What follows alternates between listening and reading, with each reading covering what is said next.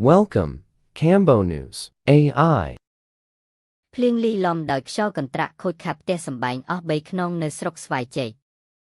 ខេត្តបន្ទាយមានជ័យភ្លៀងលីលំដោយខ្យល់កន្ត្រាក់ប៉ះពាល់ផ្ទះសម្បែងប្រជាពលរដ្ឋរងការខូចខាត3ខ្នងផ្ទះតែមិនមានអ្នករងគ្រោះកើតឡើងនៅថ្ងៃទី16ខែមេសាឆ្នាំ2025នៅឃុំស្លក្រាមស្រុកស្វាយជ័យ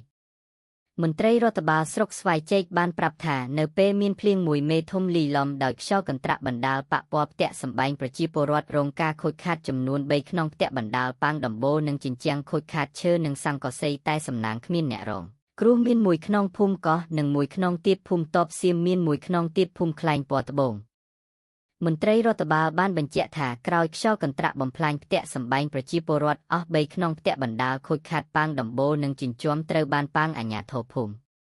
ឃុំបានរាយការណ៍ជូនអភិបាលស្រុកស្វាយជ័យដឹកនាំកម្លាំងចុះទៅពិនិត្យនិងជួយជញ្ជូនសម្ភារៈទុកដាក់ឲ្យផុតភ្លៀងសើម